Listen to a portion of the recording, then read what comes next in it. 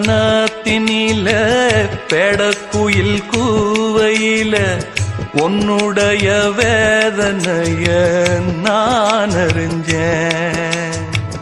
பொங்கலத்தில் மாலையிட ஒன்னிரண்டு தோளத்தொட என்ன தவறு செஞ்சேனோ என் மாமா. வண்ணக்கிளி கையத்தொட சின்ன சின்ன கோலமிட உள்ள மட்டும் வழியே நானே உள்ள மட்டும் வழியே நான்